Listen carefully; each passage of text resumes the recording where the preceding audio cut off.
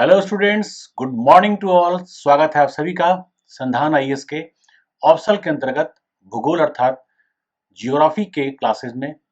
Geography अन्य विषयों की तरह ही इसके भी दो पेपर हैं ऑप्शनल में, फर्स्ट पेपर और second paper. First paper theory based प्राय होता है और सेकंड पेपर एप्लीकेशन बेस्ड अर्थात उसका अनुप्रयोग होता है। ज्योग्राफी में भी ऑलमोस्ट यही है। फर्स्ट पेपर के अंतर्गत जो पहला यूनिट है, यूनिट का तात्पर्य है उसमें कई सेट ऑफ टॉपिक्स होते हैं और सब टॉपिक्स भी होते हैं। तो जो पहला यूनिट है वो है जियोमॉर्फोलॉजी अर्थात भू आकृति विज्ञान। उसमें यूपीएससी के अंतर्गत या यूपीएससी के सिलेबस में कुल 20 टॉपिक मेंशन है, यद्यपि उसके कई सब टॉपिक्स भी होंगे। ये पहला ही यूनिट है, परंतु इसको लिखने पे या इसको प्रेजेंट करने पे मार्क्स साइंस के अन्य विषयों की तरह ही आते हैं।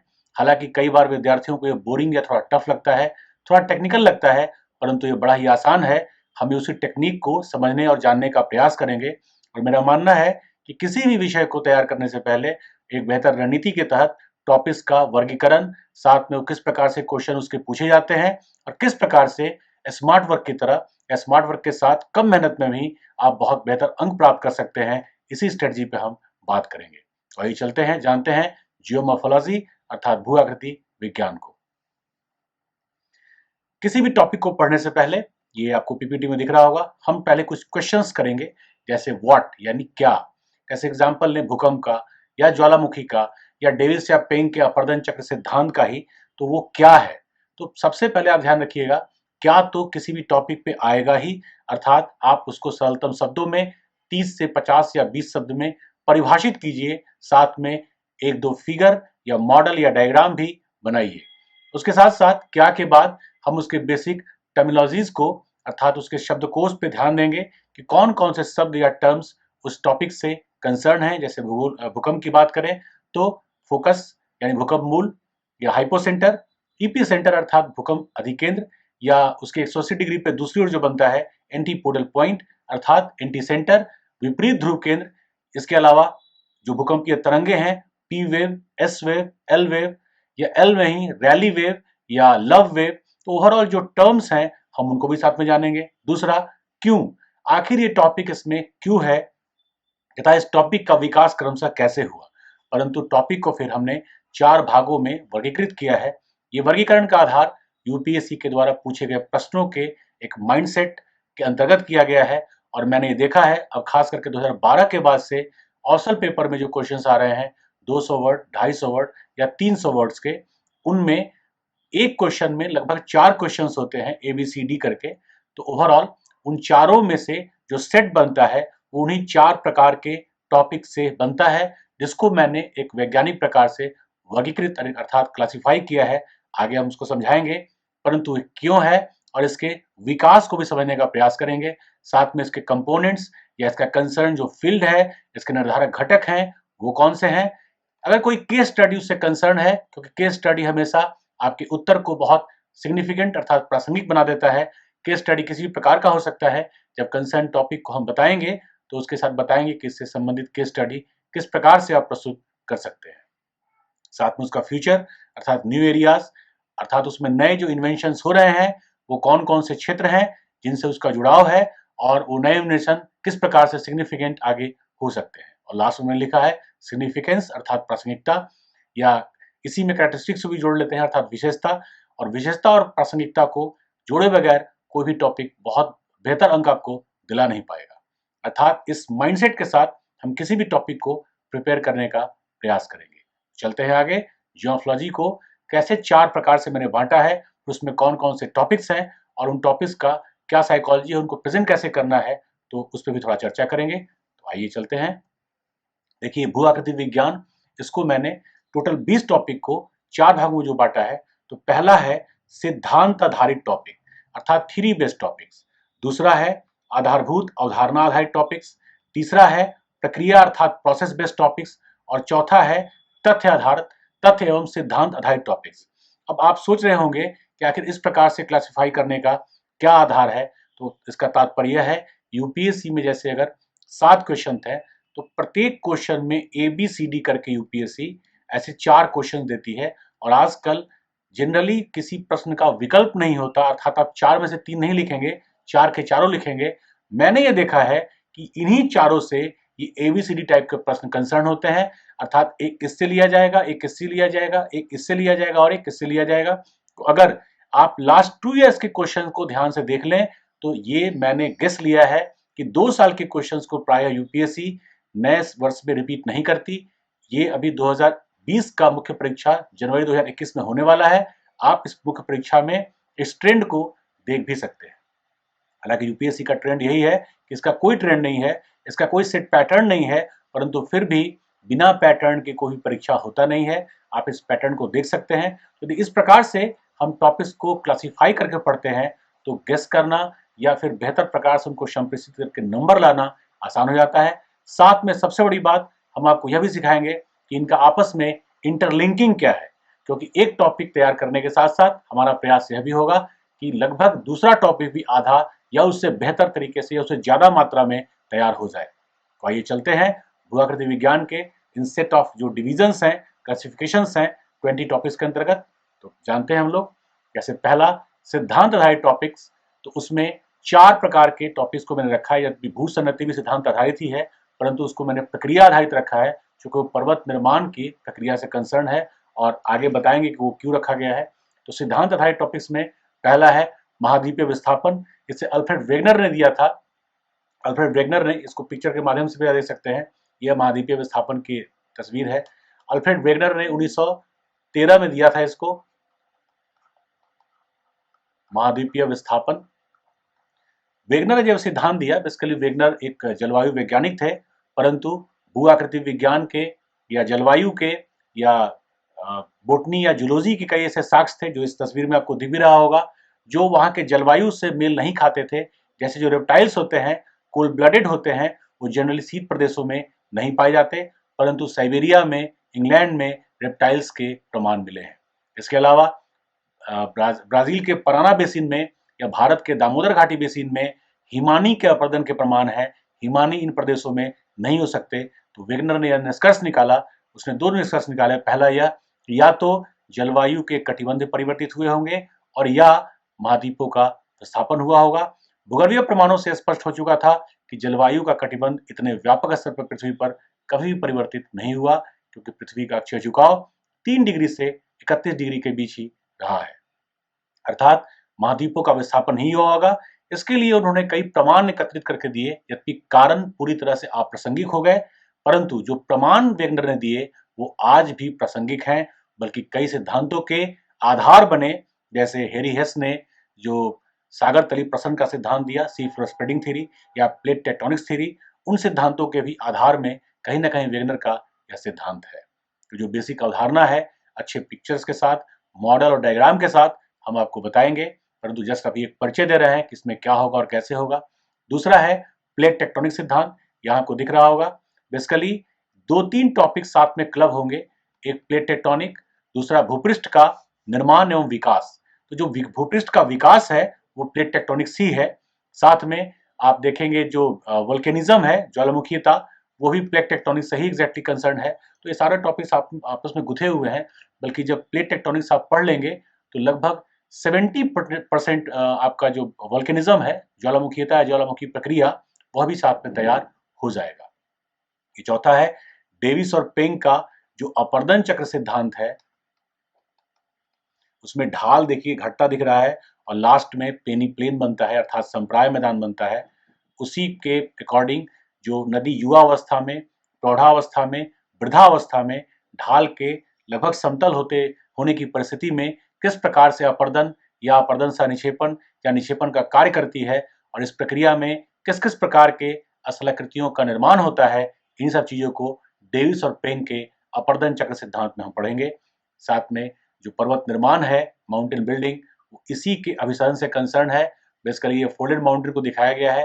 देखिए 2 प्लेट हैं, ये सेडिमेंट है जो जनरली किसी जियोसिंक्लाइन में या वैसे भी जो छिछला सागरीय क्षेत्र होता है वहां जमा हो सकता है, और इस प्लेट के और इस प्लेट के कन्वर्जेंस से ये जो वलन हो रहा है यही बाद में फोल्डेड माउंटेन के तौर पे कन्वर्ट करेगा। तो ये 4 टॉपिक्स हैं जो सिद्धांत आधारित हैं।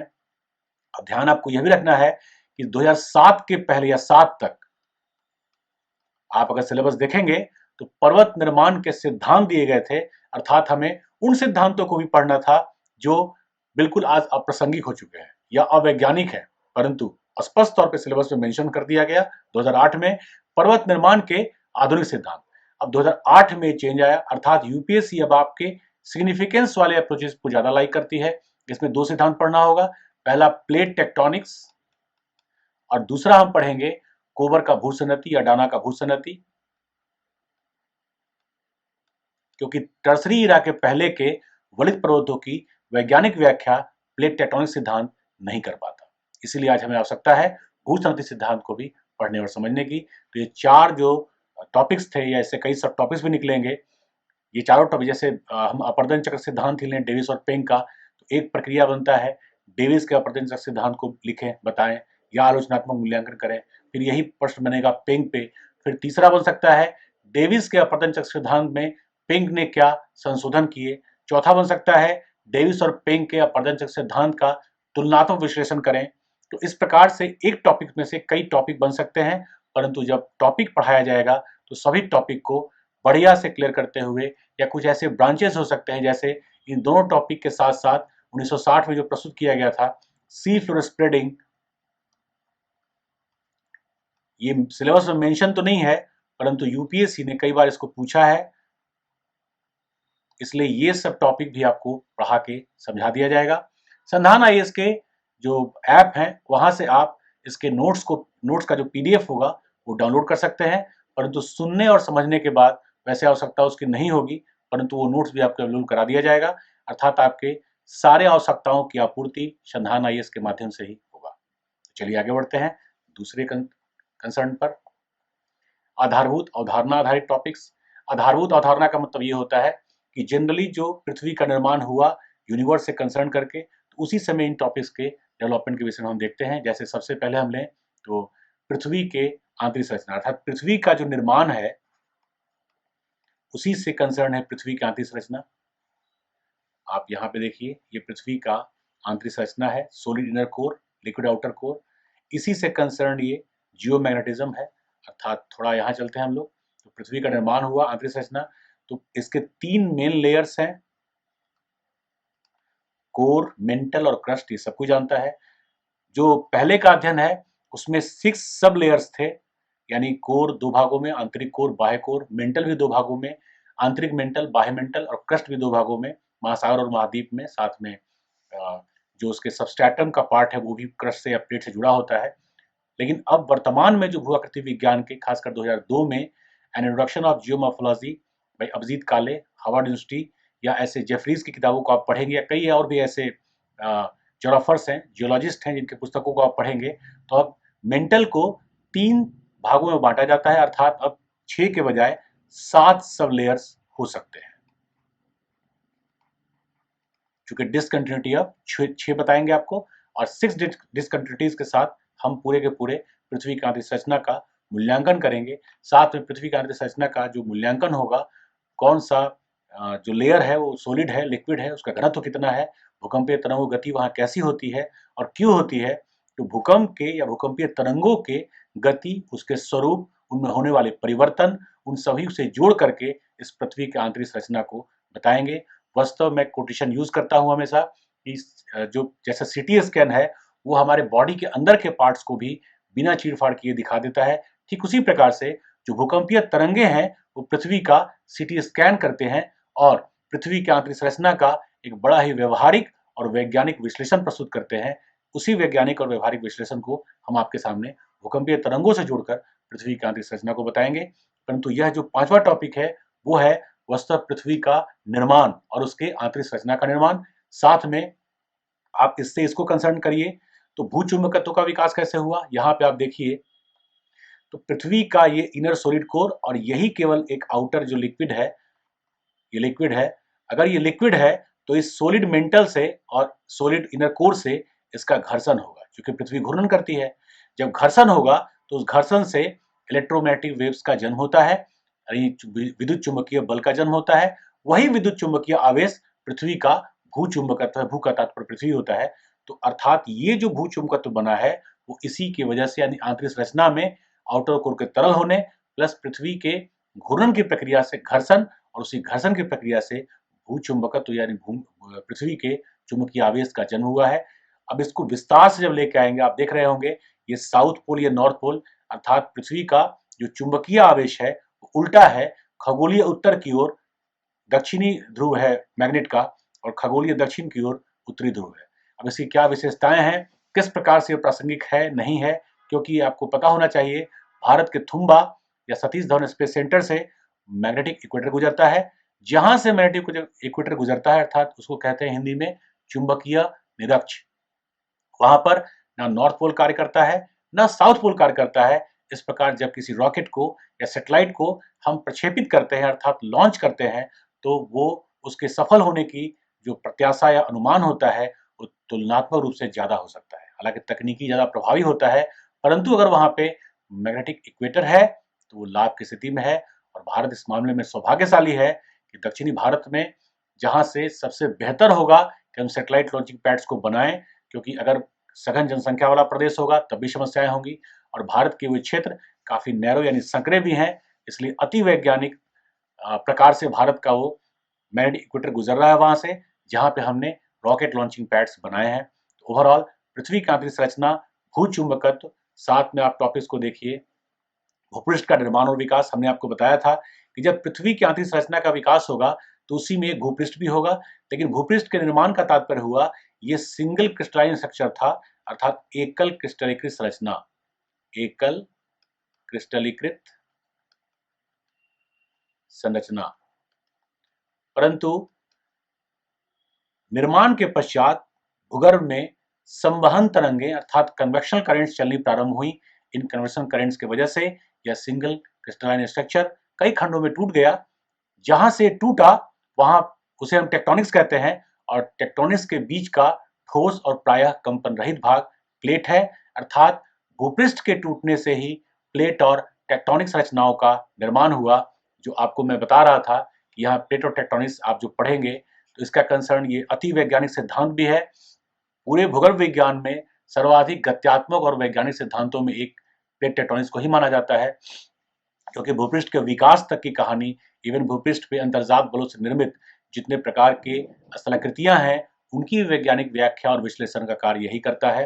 तो आप इसे विकास के अंतर्गत प्लेट टेक्टोनिक्स को ही पढ़ेंगे, और प्लेट टेक्टोनिक्स के अंतर्गत 3 प्रकार की गतियां होती हैं, अपसरण यानी डाइवर्जेंस, अभिसरण यानी कन्वर्जेंस, और शेयरिंग अर्थात संरक्षित प्लेट सीमा। उसी के अंतर्गत विविध प्रकार के स्थलाकृतियों का निर्माण होता है, और भूपृष्ठ में नवीन संचलन के साथ साथ परिवर्तन भी होता है। अर्थात भूपृष्ठ का निर्माण और विकास पुनः 2 चीजों से जुड़ा हुआ है। और वस्तुतः अगर आप प्लेट टेक्टोनिक्स को बढ़िया से पढ़ लें तो ये टॉपिक भी आपका कंप्लीट हो जाएगा, इसको पढ़ लें तो ये भी कंप्लीट हो जाएगा।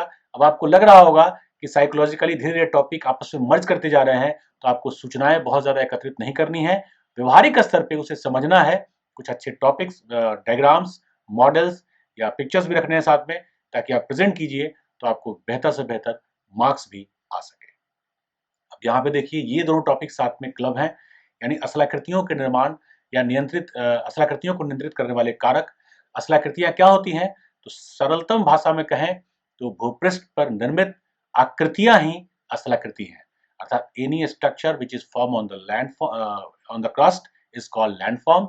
और ये किससे कंट्रोल होते हैं, तो ये बेसिकली अंतर्जात और बहिर्जात बलों से कंट्रोल होते हैं। यानी भूपृष्ठ के अंदर जो बल कार्य करते हैं उन्हें हम अंतर्जात कहते हैं, जैसे भू संचलन, संवहन तरंगे, भूकंप, ज्वालामुखी, या हम अल्पकालिक, दीर्घकालिक जैसे बलों में भी बांटेंगे आगे जब इस टॉपिक को पढ़ेंगे तो। और जो पृथ्वी के भूपृष्ठ के ऊपर कार्यरत होते हैं, जैसे प्रवाहमान जल यानी नदी, ग्लेशियर यानी हिमानी, साथ में कास्ट टोपोग्राफी में यानी चूना पत्थर संरचना में जो नदी है यानी जल है, साथ में वायु और सागरीय तरंग। जबकि एवलांस का भी कंसेप्ट आता है, परंतु यही 5 मूल हैं जो एजेंट्स कहे जाते हैं, दूत कहे जाते हैं, जो स्थलाकृतियों को इरोड करके यानी उन्हें अपरदित करके, तोड़ फोड़ कर, यानी उन्हें डेनेडेशन भी कहते हैं, आच्छादन भी कहते हैं, पुनः पृथ्वी पर जो भूपृष्ठ में विषमतलीकरण अर्थात अनइवन का प्रोसेस निर्मित हुआ था उसे समतलीकरण की ओर बढ़ाते हैं। तो समतलीकरण और विषमतलीकरण की इस प्रक्रिया पे संतुलन और असंतुलन कायम होता है, जिसे हम आइसोस्टेसी अर्थात समस्थितिकी या भू संतुलन भी कहते हैं। वह भी एक टॉपिक है, यानी इसी से कंसर्न करके हम उसको वहां पे देखेंगे। तो आइए चलते हैं हम लोग आगे। अब ये आपको दिख गया होगा, यही अंतर्जात बल है, इंटरनल एनर्जी रिलीज्ड, इससे मैग्मा रेज कर रहा है, ये वोल्केनिक है, ऐसे से माउंटेन बनेगा, ये दिख रहा होगा आपको। और बाहर में प्रेसिपिटेशन, ये नदी है तो इरोजन करेगी, साथ में डिपोजिशन करेगी, है ना। तो नदी के साथ साथ वायु होगा, तो जो भूपृष्ठ के ऊपर कार्य करेगा वो एक्सोजेनेटिक फोर्स हो जाएगा, भूपृष्ठ के जो आंतरिक भाग में कार्य करेगा वो एंडोजेनेटिक फोर्स हो जाएगा। यही ये माउंटेन बिल्डिंग का जो प्लेट टेक्टोनिक का कंसर्न था, ठीक है। यानी भूपृष्ठ किस प्रकार से बना है और चेंजेस आ रहे हैं। आप देख पा रहे होंगे यहाँ पे सागर तली का प्रसरण हो रहा है, सी फ्लोर स्प्रेडिंग यही है। अब ये जब प्रसरण होगा तो ये सागरीय तली वाइड हो गई, चौड़ी हो गई और ये कॉन्टिनेंट दूर जाने लगे। इस प्रक्रिया में भूपृष्ठ के वर्तमान स्वरूप में कई प्रकार के चेंजेस होते हैं। हैरी हेस ने कई प्रकार के प्रमाण भी दिए हैं, जैसे महासागरीय तली की जो अधिकतम आयु है वो हार्डली 90 लाख से 1 अरब वर्ष तक है, परंतु जो महाद्वीपीय भूपृष्ठ की पुरानी से पुरानी जो संरचनाओं की उम्र है, आयु है, वो लगभग 3.5 से 4 अरब वर्ष है, जबकि पृथ्वी का निर्माण 4.7 अरब वर्ष पहले हुआ था। आप समझ सकते हैं आखिर महासागरीय भूपृष्ठ पे अधिकतम आयु के जो चट्टान है वो 1 अरब अर्थात 1 बिलियन ही पुराने क्यों हैं। उसका सीधा कारण है क्योंकि वो नष्ट भी होते हैं, निर्मित भी होते हैं। नष्ट होने का जो प्रक्रिया है वो महासागरीय भूपृष्ठ का तुलनात्मक रूप से कंपैरेटिवली अधिक है। चलिए अब चलते हैं अगले सेगमेंट पे। ये प्रक्रिया अर्थात प्रोसेस आधारित है, इनमें भी 4 को रखा गया है। पहला भूसन्नति, अर्थात भूसन्नति को आप यहाँ पे देख सकते हैं, ये भूसन्नति है, यानी 2 लैंड्स के बीच में, महाद्वीपों के बीच में एक छिछला सागरीय क्षेत्र होता है जहां से रेगुलरली डिपोजिशन हो रहा होता है। इस डिपोजिशन की वजह से जब वेट बढ़ता है तो ये नीचे दबाव उत्पन्न होता है, जिससे ये दोनों ओर से लैंड खिसकना शुरू होता है। इसी प्रक्रिया में कंप्रेशन होता है, जिससे प्रायः किनारों पर इस प्रकार से वलन होगा, तो एक साथ 2 फोल्डेड माउंटेन का निर्माण होगा, वो 3 या 4 भी हो सकता है। इसी प्रोसेस को हम जियोसिंक्लाइन कहते हैं। और टर्सरी इरा के पहले के जो फोल्डेड माउंटेन्स हैं, वलित पर्वत हैं, उनकी वैज्ञानिक व्याख्या यही जियोसिंक्लाइन करता है। अब इस पे हम आएंगे तो डिटेल में। हुबर को फादर ऑफ जियोसिंक्लाइन भी कहते हैं, यद्यपि प्रथम बार इस टर्म्स की चर्चा डाना ने की थी। इसके अलावा आर्थर होम्स या कई अन्य विद्वानों ने भी इस सिद्धांत पे अपने विचार व्यक्त किए हैं। जो वैज्ञानिक होगा उसको हम लोग जानेंगे, समझेंगे। साथ में देखिए भूकंप या भूसंस्थिति के बाद समस्थिति की हमने आपको बताया था। अंतर्जात और बहिर्जात बल निरंतर पृथ्वी के भूपृष्ठ पर कार्यरत होते हैं। इस प्रक्रिया में पृथ्वी का भूपृष्ठ कई बार असंतुलित होता है, पुनः संतुलित होता है। संतुलन और असंतुलन की इस क्रमिक प्रक्रिया को ही समस्थिति अर्थात आइसोस्टेसी कहते हैं। इसको आप यहाँ पे ऐसे देख सकते हैं, जैसे ये सबसे ऊंचा अगर पर्वत है तो उतनी ही आर्किमिडीज के सिद्धांत से कंसर्न किया गया है। इसमें एरी और प्लॉट प्रमुख रूप से वैज्ञानिक है जिन्होंने अपने विचार दिए हैं। तो नीचे इसका दबाव सबसे ज्यादा होगा इसके भार की वजह से, और जैसे जैसे इसको कॉलम कहा है एरी और प्लॉट ने, जैसे जैसे इसकी ऊंचाई घटेगी ओवरऑल नीचे में उसकी गहराई भी घटेगी। हालांकि एरी का और प्लॉट का विचार भिन्न है। यूपीएससी ने, यूपीपीसीएस ने या बीपीएससी ने जब भी आइसोस्टेसी में प्रश्न किया है, मूलतः वह एरी और प्लॉट के विचारों से ही कंसर्न या संबंधित करके पूछा है। परंतु वर्तमान में जो सबसे वैज्ञानिक और मान्य है वो जेफरसन का सिद्धांत है, तो उसको भी हम जानेंगे, देखेंगे आखिर वो क्या है। साथ में भूकंप, तो यहाँ देखिए पृथ्वी के भूपृष्ठ के आंतरिक भाग में जहां से उत्पन्न होता है उसको हम कहते हैं फोकस या हाइपोसेंटर अर्थात भूकंप मूल, जहां से भूकंप उत्पन्न होता है। और भूपृष्ठ पर जहां सबसे पहले उसका अनुभव होता है उस कंपन का, उसको बोलते हैं ईपी सेंटर अर्थात अधिकेंद्र। और दोनों के 180 डिग्री विपरीत पृथ्वी के भूपृष्ठ पे जहां इसका अनुभव होता है उसे हम कहते हैं एंटीपोडल पॉइंट अर्थात एंटी सेंटर। इसके अलावा पीएस वेव्स फोकस से उत्पन्न होकर के जब ईपी सेंटर में पहुंचती हैं तो उन्हीं का परिवर्तन लव और रैली वेव्स में होता है। अब इस सारे मैकेनिज्म्स को, साथ में इसकी प्रासंगिकता को, ये हैजार्ड है या आपदा है या ये सुभेद्य कैसे होता है, इसे कैसे बचाव किया जा सकता है, ईपी सेंटर का निर्धारण किस प्रकार से होता है, इन सभी तथ्यों को अवधारणा के अंतर्गत हम समझने का प्रयास करेंगे। अब भूकंप के साथ साथ जो सुनामी है, ये वेव है, यहाँ आप देख रहे होंगे। अर्थक्वेक, हालांकि अर्थक्वेक सही नहीं आता है, ये उल्कापात से भी हो सकता है, ज्वालामुखी से भी हो सकता है। भूपृष्ठ पर यानी महासागरीय तली पर किसी प्रकार का व्यापक कंपन होता है तो अति विनाशकारी सागरीय तरंगों की उत्पत्ति होती है। सागरीय क्षेत्र में यानी मध्य सागरीय क्षेत्र में इनकी गति 200-300 किलोमीटर प्रति घंटे तक हो सकती है, जबकि ऊंचाई 10 से 15 मीटर तक ही होती है। परंतु ज्यो-ज्यो ये तट की ओर बढ़ते हैं, तट की ओर बढ़ने के साथ साथ इनका गर्त यानी तरंगों का गर्त घटता जाता है, जिससे इनकी ऊंचाई बढ़ती जाती है। यद्यपि ऊर्जा घटने से गति में कमी आती है। गति घटकर 50 किलोमीटर 60 किलोमीटर प्रति घंटे तक हो जाती है, परंतु ऊंचाई 90 से 100 फीट अर्थात 30 मीटर तक हो जाती है। 30 मीटर की यदि ऊंचाई होगी तो ऊंचा से ऊंचा वृक्ष भी उन लहरों को प्राय रोक नहीं पाएगा, अर्थात ये सुनामी तरंगे अगर तट की ओर आती हैं तो कुछ ना कुछ तो हानि प्राय करके ही जाती हैं। और प्राकृतिक आपदाओं में, यद्यपि जलवायु परिवर्तन को अब प्राकृतिक आपदा नहीं माना जाता, एंथ्रोपोजेनिक अर्थात मैन मेड माना जाता है, परंतु प्राकृतिक आपदाओं में यदि उल्कापात को छोड़ दें तो पृथ्वी पर उत्पन्न होने वाले आपदाओं में तो सबसे बड़ा है ही, उल्कापात को छोड़ दें तो सबसे बड़े आपदाओं में यही सुनामी काउंट किया जाता है। भूकंप के साथ साथ सुनामी को भी पढ़ेंगे, ये क्या है, इसके उत्पत्ति कारण कितने हैं और ओवरऑल इस आपदा से किस प्रकार से बचाव किया जा सकता है। साथ में ज्वालामुखी, मैंने आपको बताया ही था कि ज्वालामुखी का सीधा संबंध प्लेट टेक्टोनिक्स से है और भूकंप से है, यानी प्रत्येक ज्वालामुखी के साथ एक भूकंप तो उत्पन्न होता ही है। साथ में ज्वालामुखी को कहते क्या है, तो भूपृष्ठ पर निर्मित वे छिद्र या दरारें जहां से भूगर्भीय मैग्मा सतह पर प्रकट होता है, प्रकट होकर शीतल होकर कई प्रकार के स्थलाकृतियों में परिवर्तित होता है या निर्मित होता है। इस संपूर्ण प्रक्रिया को ज्वालामुखीयता अर्थात वोल्केनिज्म या वोल्केनिक प्रोसेस कहते हैं। तो डिटेल में जब हम टॉपिक्स पे आएंगे तब जानेंगे। तो ये प्रक्रिया आधारित टॉपिक्स थे, जिनको 4, हालांकि इसके कई सब टॉपिक्स होंगे, चाहे ज्वालामुखीता को ही लें या ज्वालामुखी को ही लें। ज्वालामुखी का वैश्विक स्तर पर वितरण क्या हो सकता है, ज्वालामुखी की प्रक्रिया कैसे है, ज्वालामुखी का सहसंबंध भूकंप से कैसे है, ज्वालामुखी का सहसंबंध प्लेट टेक्टोनिक से कैसे है, क्या प्लेट गति ही ज्वालामुखी प्रक्रिया को निर्मित करते हैं। इस प्रकार कमेंट बेस्ड क्वेश्चन भी हो सकते हैं। साथ में ज्वालामुखी की स्थलाकृतियों का विश्लेषण कीजिए, क्या ज्वालामुखी एक आपदा को निर्मित करता है। तो इस प्रकार के तमाम टॉपिक्स, सब टॉपिक्स 8-10 निकलेंगे। तो जब हम लोग क्लास में यानी ज्वालामुखी या पर्टिकुलर टॉपिक पे आएंगे तो इन डिटेल उसको समझने का प्रयास करेंगे। तो आइए चलते हैं हम लोग चौथे की ओर, तथ्य एवं सिद्धांत आधारित टॉपिक। अब यहाँ पे आपको बता दें कि इनमें केवल ये एक टॉपिक छोड़ दें तो बाकी सारा का सारा टॉपिक 2008 में ऐड हुआ है। 2008 में ऐड हुआ है, 8 के पहले ये नहीं थे। और अभी भी आप देखेंगे कि लगभग प्रत्येक वर्ष 3 या 4 क्वेश्चन इन 7 में से आता है। अप्लाइड जियोमॉर्फोलॉजी पहले भी था, यद्यपि मेंशन नहीं था, परंतु प्रश्न यहाँ से आते थे और अभी तो खैर एग्जैक्टली मेंशन कर ही दिया गया है। बाकी ये तीनों टॉपिक लगभग एक ही हैं। अगर आप अप्लाइड जियोमॉर्फोलॉजी को ध्यान से तैयार कर लें तो भूजल विज्ञान, आर्थिक भूविज्ञान और पर्यावरण ये सब का सब तैयार हो जाएगा। तो पहले हम चलते हैं क्या डिमांड है इनकी।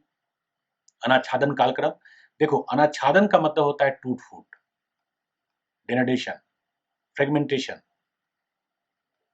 ये 2 प्रकार से होता है। एक होता है स्पाइशियल, जो वेदरिंग से होता है, यानी टूटने के बाद उसका परिवहन नहीं होता, जिसको हम कहते हैं ऋतुक्षरण। और जिसका परिवहन और निक्षेपण होगा दूसरे स्थान पे, उसको हम कहेंगे अपर्दन, इरोजन। इन दोनों को समित रूप से कहते हैं, कलेक्टिवली कहते हैं डेनोडेशन, अनाच्छादन।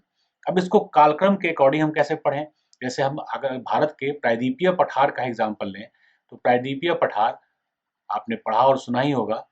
ये प्राचीनतम गोंडवाना भूमि का भाग है, यानी पृथ्वी का जब भूपृष्ठ निर्मित हुआ था उसी समय हमारा प्रायद्वीपीय पठार भी निर्मित हुआ, अर्थात पृथ्वी के प्राथमिक स्तर के चट्टान के साथ साथ द्वितीयक स्तर के चट्टान और वर्तमान में जो मैदान बने हैं उनके प्रमाण भी हमारे प्रायद्वीपीय पठार पे हैं।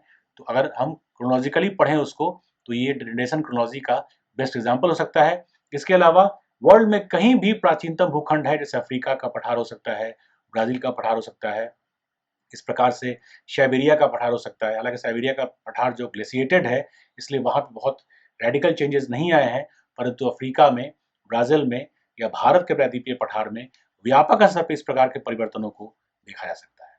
तो उसको क्रोनोलॉजी के अंतर्गत हम पढ़ेंगे, ये बहुत ईजी है। और इसके अंतर्गत कुछ सिद्धांत भी पढ़ेंगे, हालांकि सिद्धांतों को हम जनरली पढ़ेंगे ढाल के विकास या नदी जल मार्ग विज्ञान में भी।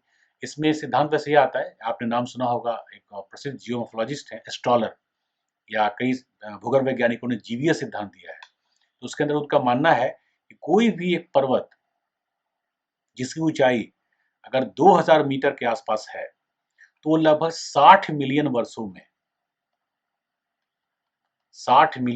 में एक संप्राय मैदान अर्थात लगभग समतल मैदान में परिवर्तित हो जाता है। साथ में प्रत्येक 15 मिलियन वर्षों के बाद वो आधा इरोडेड हो जाता है, यानी अगर ये 2000 मीटर है तो लगभग आधा ये इरोडेड हो जाएगा। अब ध्यान ये रखना है कि यहाँ ये आधा इरोडेड होगा तो इसका निक्षेपण यहीं पे होगा। और जो हटन का स्टेटमेंट है, प्रसिद्ध दार्शनिक थे, हालांकि भूगोल में भी उनका स्टेटमेंट यूज किया जाता है कि past the key of present, अर्थात भूत वर्तमान की कुंजी है। जो पहले था, अगर वर्तमान से उसको हम जोड़ें तो हम समझ सकते हैं कि अभी कैसा है तो पहले कैसा रहा होगा और आगे कैसा होगा। तो इस प्रकार से, या इसको अगर हम और लें तो फिर ये ऐसे बनेगा, इसका कर्वेचर चेंज करता जाएगा और फिर लास्ट में ये लगभग समतल मैदान हो जाएगा। तो आप देख रहे हैं प्रत्येक 15 मिलियन वर्षों के पश्चात किस प्रकार से इरोडेड होकर के उसकी ऊंचाई घटती जा रही है और जो उच्चावच है, रिलीफ है, वो भी घटता जा रहा है और धीरे धीरे वो लगभग समतल प्राय मैदान में, अर्थात समप्राय मैदान, पेनी प्लेन में परिवर्तित हो जाता है। दूसरा टॉपिक है नदी जल मार्ग आकृति विज्ञान, चैनल मॉर्फोलॉजी। अब ध्यान ये रखना है आपको कि डेविस या पेंग के अपर्दन चक्र सिद्धांत से बिल्कुल अलग है। अपर्दन चक्र सिद्धांत में डेविस ने यह बताया कि नदी युवावस्था में सर्वाधिक ऊर्जा युक्त होती है। युवावस्था में जब ऊर्जा युक्त होगी तो अत्यधिक गहरे कटाई करेगी या अपर्दन की क्षमताएं अधिक होती हैं, तो उसी प्रकार का स्थलाकृतियों का निर्माण करेगी। मेच्योर्ड फेज अर्थात प्रौढ़ावस्था में नदी अपर्दन के साथ निक्षेप का भी कार्य करेगी, परंतु वृद्धावस्था में अपर्दन की क्षमताएं पूरी तरह से समाप्त हो चुकी होती हैं, तो नदी प्रायः निक्षेप का कार्य करती है, इसलिए गोखुर झील या मियंडरिंग करती हुई आगे बढ़ती है। अब इस प्रकार का स्थलाकृतियों की विशेषता उसकी ऊर्जा या अपर्दन और निक्षेपण की क्षमताओं से कंसर्न करके हम डेविस और पेंग के सिद्धांत में पढ़ते हैं, परंतु चैनल मॉर्फोलॉजी में हम यह पढ़ते हैं कि नदी की गति जितनी है तो नदी के अपर्दन की क्षमता कितनी होगी, साथ में तली पर यानी नदी के घाटी के आंतरिक भाग में किस प्रकार का स्थलाकृतियों का निर्माण होता है। जैसे आप देखेंगे नदी इस प्रकार से अपने तली पर निक्षेप करती है तो इसको बोलते हैं रिफल, और थोड़ा सा गर्तनुमा स्थलाकृति होता है उसको बोलते हैं पूल। इसके अलावा चैनल जब नदी युवावस्था में होती है तो नदी का जो कैचमेंट एरिया होता है, यानी बाढ़ के समय भी जो फैलाव के जल का एरिया होता है वो बहुत ज्यादा नहीं होता। नदी नीचे ही अपर्दन करती रहती है और तलीय अपर्दन से नदी में क्षैतिज यानी पार्श्विक विकास का, यानी घाटी के पार्श्विक विकास की संभावनाएं बिल्कुल छीन या नहीं होती हैं। परंतु मेच्योर्ड फेज में, अर्थात नदी जब मैदानों में आती है, परंतु मैदानों में भी ढाल थोड़ी ज्यादा होती है, तो नदी अपर्दन के साथ निक्षेपण का दोनों का कार्य करती है। उस परिस्थिति में नदी का जो कैचमेंट एरिया होता है वो बढ़ जाता है और नदी मियॉन्डरिंग अर्थात विसर्पाकार प्रवाह को विकसित करती है। साथ में कई इसके तकनीकी पक्ष भी हैं। जैसे आप ध्यान रखिए, अगर नदी की गति को 2 गुना कर दिया जाए तो मलबा ढोने की क्षमता, नदी के मलबा ढोने की क्षमता में 64 गुना वृद्धि होती है। आप अनुमान लगा लीजिए ये कितना बड़ा फैक्ट है। यदि नदी की गति 20 किलोमीटर प्रति घंटे है और नदी एक कंकड़ ढूंढ रही है 1 मिलीमीटर का, लेकिन अगर इसका हम 40 किलोमीटर प्रति घंटे कर दें, और शायद आपको पता हो कि बाढ़ की ऋतु में नदी की गति सामान्यतः 2.5 से 3 गुना तक कम से कम बढ़ती है, कई बार 5 से 6 गुना भी हो सकती है। यानी जो मलबा ढोने की क्षमता है वो 64 गुना यदि बढ़ जाती है तो नदी किसी भी प्रकार के व्यापक रूप से प्रलय का रूप धारण कर सकती है, अर्थात जो महज एक प्रकोप हो सकती थी वो कभी भी आपदा बन सकती है। तो हम क्या करें जिससे प्रकोप आपदा में परिवर्तित न हो, अर्थात नदी शुभेद्य न हो पाए या बाढ़ का जल शुभेद्य न हो पाए, तो उसके लिए चैनल मॉर्फोलॉजी अर्थात जल मार्ग आकृति विज्ञान का अध्ययन जरूरी है। इसके लिए हम 3-4 आपको केस स्टडी भी बताएंगे जिससे आप उसको बेहतर प्रकार समझ पाएंगे। तो अपर्दन सतह बेसिकली जो डेविस का सिद्धांत है उसमें जो संप्राय मैदान है, डेविस ने उसको इंग्लिश में पेनी प्लेन कहा है, यानी किसी भी बहिर्जात बल के द्वारा जो अंतिम स्थलाकृति का निर्माण होता है वो लगभग समतल होता है, उसे ही हम अपर्दन सतह या इरोजनल सरफेस कहते हैं। डेविस का वही इरोजनल सरफेस संप्राय मैदान अर्थात पेनी प्लेन है, परंतु कई अन्य वैज्ञानिकों ने भी या भूगर्भ वैज्ञानिकों ने भी अपने सिद्धांत दिए हैं, जैसे इच प्लेन या पेडी प्लेन या क्रायो प्लेन। जैसे हिमानी के प्रदेशों में हिमानी जो अंतिम स्थलाकृति का निर्माण करती है उसे हम क्रायो प्लेन कहते हैं, या जो वेदरिंग से बनता है ऋतुक्षरण से उसे हम इच प्लेन कहते हैं। इसी प्रकार से क्रिकमे आदि ने जो सिद्धांत दिया है, तो 7 प्रकार के इरोजनल सरफेसेस को हम पढ़ेंगे। ये भी काफी इजी है। बेसिकली अनाच्छादन कालक्रम, इरोजनल सरफेस, ढाल का विकास या डेविस और पेंग का जो सिद्धांत है, इन सबको हम क्लब कर देंगे तो आपको लगेगा ही नहीं कि अलग अलग आप 4 टॉपिक्स पढ़ रहे हैं। और टेक्निकल पक्ष को जितना सिंपलीफाइड प्रकार से पेश किया जा सकता है, साथ में नंबर भी बहुत अच्छा लाया जा सकता है। ये किस प्रकार से हम करेंगे आगे आपको बताएंगे, बट ये परिचय अभी आप बस जान लीजिए। नेक्स्ट टॉपिक है ढाल का विकास, स्लोप डेवलपमेंट। सी लेवल की तुलना में महाद्वीपों पर, हालांकि महासागरों पर भी हो सकता है, महाद्वीपों या भूपृष्ठ पे कहें, भूपृष्ठ पर किसी भी प्रकार का जो झुकाव है वही है ढाल। झुकाव, इसी झुकाव की वजह से नदी, यानी किसी कभी भी हम जल को छोड़ेंगे तो नदी सागर की ओर धीरे धीरे प्रवाहित होना शुरू हो जाएगी। ढाल जितना अधिक होगा नदी सागर की ओर उतनी ही तेजी से प्रवाहित होगी। ढाल के अंतर्गत हम पढ़ेंगे ढाल की अवधारणा क्या है, यानी थीम ऑफ स्लोप। इसके अलावा ढाल निर्माण के कारक कौन से हैं, तो मूल रूप से ढाल निर्माण का कारक अंतर्जात बल है, परंतु बहिर्जात बल उसको मॉडिफाई करता है। यहाँ पे इस पिक्चर को देखिए, यहाँ डाल काफी स्टिफ है यानी तीखा है, परंतु बहिर्जात बल ने जैसे जैसे अपर्दन का कार्य शुरू किया ढाल धीरे धीरे मंद होने लगा। तो ओवरऑल बहिर्जात बल ढाल में व्यापक तौर पे संशोधन करते हैं। इसके अलावा ढाल किस प्रकार से प्रासंगिक हो सकता है, अर्थात कहाँ पे हमें नगर बनाना चाहिए, कहाँ पे किस प्रकार से सड़क बनाना चाहिए, हालांकि अप्लाइड जियोमोर्फोलॉजी में इन डिटेल उसको हम पढ़ेंगे, सेगमेंट वाइज पढ़ेंगे, और इसका वीडियो आपको कल मिलेगा तो आप ध्यान से उसको देखिए। जितने 50 साल में कहीं भी किसी पीसीएस में या यूपीएससी में क्वेश्चन आया है वो सारे क्वेश्चंस भी आपसे बनेंगे, उन सबको देखते हुए ही हम वीडियो तैयार करके आपको दे रहे हैं या क्लासेस चलेंगी आगे। तो ढाल का विकास भी समझ में आ गया होगा। नेक्स्ट टॉपिक है 5वां, अनुप्रयुक्त भू आकृति विज्ञान। अप्लाइड जियोमोर्फोलॉजी का मतलब होता है जियोमोर्फोलॉजी अर्थात भू आकृति विज्ञान का हमारे आम जनजीवन में क्या प्रासंगिकता है, इकोनॉमिकली क्या उसके बेनिफिट्स हो सकते हैं, या सोशली क्या हो सकता है समाज के लिए। ऐसे कई जगह जो है वहाँ लैंड स्लाइडिंग ज़्यादा होते हैं, तो लैंड स्लाइडिंग वाले एरियाज में कृषि का विकास किस प्रकार से किया जाए, या अधिवास का विकास किस प्रकार से किया जाए, या सागरीय तरंगों के क्षेत्रों में जहाँ सुनामी भी आ सकता है वहाँ पर किस प्रकार का अधिवास विकसित किया जाए। इस प्रकार के संदर्भ या प्रादेशिक नियोजन में, जैसे यूएसए का जो टेनेंसी वैली अथॉरिटी है 1932-33 में, मूलतः 33 में बनकर प्रिपेयर हुआ, और ठीक उसी प्रकार की समस्याएं भारत के दामोदर नदी घाटी बेसिन में था। टेनेंसी नदी को टेनेंसी और ओहियो प्रांत का शोक कहते थे, वैसे ही दामोदर नदी को बंगाल का शोक कहते थे, बल्कि बंगाल का मैदान ओहियो प्रांत के या टेनेंसी प्रांत की तुलना में काफी ज्यादा फर्टाइल है, इसके बावजूद शोक कहते थे। तो 32-33 में जो बनकर तैयार हुआ टेनेंसी वैली अथॉरिटी, उसी के बेसिस पे भारत में 1948 में डीवीसी बनाया गया, दामोदर वैली कॉर्पोरेशन, और लगभग वही सारी सुविधाएं, वही सारी सफलताएं हमें भी प्राप्त हुई। तो ये रीजनल ज्योग्राफी का एक बेस्ट एग्जांपल भी है कि उसकी उसी के आधार पे, उसी मॉडल को यूज करके हमने डीवीसी को बनाया और लगभग वही सारे लाभ प्राप्त किए।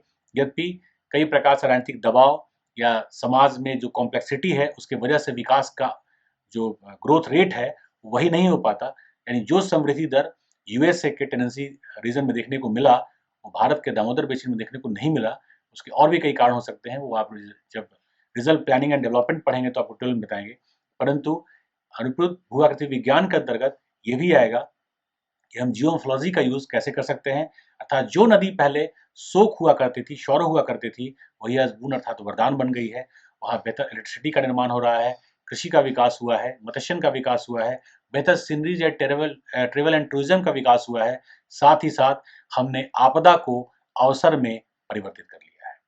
तो अब अनुप्रयुक्त भू आकृति विज्ञान के अंतर्गत भूकंप, ज्वालामुखी या जो भी इस प्रकार के एरियाज हो सकते हैं जहाँ पे हेजार्ड्स हों, परंतु उनको वल्नरेबल होने से बचाने के लिए हम कौन से उपाय कर सकते हैं, तो डिटेल में पिक्चर के साथ, मॉडल और डायग्राम के साथ इस टॉपिक को हम बताएंगे।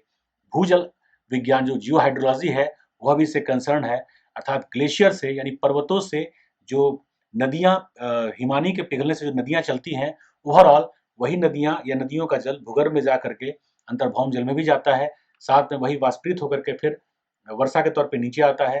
तो भूजल विज्ञान यानी जियो हाइड्रोलॉजी के अंतर्गत वैसे पढ़ते तो हम केवल सरफेस और इनलैंड ड्रेनेज को ही हैं, परंतु इसके मूल अवधारणा को लें तो पृथ्वी तंत्र के अंतर्गत जो जल की उपलब्धता है, हालांकि जल चूंकि गैस में होता है तो हम नहीं पढ़ते, परंतु जो वायुमंडलीय जल है वो भी इसमें शामिल होगा, क्योंकि वाष्पीकरण की प्रक्रिया जियो हाइड्रोलॉजी के अध्ययन में शामिल है। आप जो पुस्तक पढ़ेंगे जियोमोर्फोलॉजी के उसमें ये सब मेंशन भी है। तो इस प्रकार के बेस्ट जो क्वालिटी बेस्ड बुक्स हैं उनके इन्फॉर्मेशन को सरल भाषा में मॉडल डायग्राम के साथ प्रस्तुत करना मेरा काम है, ताकि आप सरलता से सीख सकें, पढ़ सकें, समझ सकें और मुख्य परीक्षा में संप्रेषित करके एक बेहतर मार्क्स ला सकें, ताकि अच्छे रैंक के साथ आपका सिलेक्शन हो सके। अब ये आर्थिक भूविज्ञान और पर्यावरण तो सेम अनुप्रयुक्त भू आकृति विज्ञान ही है। आर्थिक भूविज्ञान का मतलब होता है, अब इसका इकोनॉमिक टर्म है, इंग्लिश टर्म है इकोनॉमिक जियोलॉजी, यानी भू आकृति को किस प्रकार से हम यूज करेंगे। जैसे भारत के भूगोल के साथ हमेशा हम जुड़ के पढ़ाते हैं कि जहाँ पे भारत में धारावार रॉक सिस्टम है, वहीं पे मूलतः धातु पाया जाता है। भारत का 80% मेटेलिक जो मिनरल है, वो धारावार क्रम में ही पाया जाता है, धारावार सीरीज में ही पाया जाता है। तो याद कराने के लिए मैं बोल देता हूँ, धा से धातु, धा से धारावार। अब आप ये सोचिए कि भारत में जहाँ-जहाँ धातु मिलता है, वहाँ धारावार होगा, तो आपको धारावार भी याद हो गया, साथ में मेटल कहाँ मिलता है ये भी याद हो गया, और प्लस जो स्पेसिफिक मेटल्स हैं जैसे गोल्ड, तो कर्नाटका के जो हट्टी और कोलार माइंस का इलाका है, वहीं पे बन्नेरघट्टा नेशनल पार्क है। बेंगलुरु काफ़ी पास में ही है, जो कर्नाटक की राजधानी है। तो बन्नेरघट्टा नेशनल पार्क के पास ही जो हट्टी और कोलार माइंस हैं, उन्हीं में सोना निकाला जाता है। सोना हो गया। वैसे सबसे कॉस्टलीस्ट जो मेटल है, वो यूरेनियम है। वो भारत के 3 राज्यों में पाया जाता है, झारखंड में, आंध्र प्रदेश में और साथ में मेघालय में। तो संरचना किस प्रकार की है, क्यों वहाँ मिनरल मिलता है या यूरेनियम मिलता है, ये सब जोड़ करके साथ में अब धातु में लोहा हो गया, तो झारखंड हो गया, कर्नाटक हो गया, उड़ीसा हो गया, छत्तीसगढ़ हो गया, थोड़ा बहुत सीमित रूप से आंध्र प्रदेश हो गया, गोवा हो गया, ये सब लोहा के प्रदेश हैं। लेकिन हम जैसे ही आएंगे तांबे में, तो आपने पढ़ा भी होगा इंडस वैली सिविलाइजेशन के लोग खेतरी खान से तांबा निकाला करते थे, या बिहार के सिंहभूम जिले से तांबा निकाला करते थे। टिन के लिए झारखंड का हजारीबाग फेमस था। इसी प्रकार से एल्यूमिनियम। तो जो एप्लीकेशन है लिथोलॉजी के अकॉर्डिंग, उसी को हम इसमें पढ़ते हैं। तो टेक्निकल चीज़ों को छोड़ करके इसको सिंपलेस्ट वे में, यानी सरलतम तरीके से उसको याद भी हम करा देंगे, आपको याद हो भी जाएगा, और साथ में मॉडल और डायग्राम के साथ उसको प्रस्तुत भी कर सकते हैं। अब अगर माइनिंग में हम पर्यावरण का ध्यान रखें, जैसे हम जर्मनी की बात करें, तो आज से जर्मनी में लगभग 100 साल पहले ही कोयले के लिए पाइपलाइन का निर्माण कर दिया गया था। यानी कोयले का परिवहन वहाँ पाइपलाइन से ही होता है। खान के अंदर इसको तोड़ करके बुरादों में कन्वर्ट कर दिया जाता है, उसको पानी से घोल करके भेजा जाता है। तो एक तो ट्रांसपोर्टेशन का कॉस्ट बचता है, जिससे जो बायोफ्यूल अर्थात डीजल का ट्रक से हम जब ढोते हैं कोयले को, या ट्रेन से भी, तो जो खर्च होता है वो नहीं होगा, पॉल्यूशन नहीं होगा। साथ में जो मीथेन गैस है, उसका भी यूज़ वो लोग करते हैं। हमारे कोयला या खदानों में मीथेन गैस पर्याप्त है, परंतु उसे हम कैप्चर नहीं कर पाते, अर्थात वो एक पॉल्यूशन का अलग से काम कर रहा है, और दूसरा उसका हम आर्थिक यूज़ भी नहीं कर पा रहे हैं।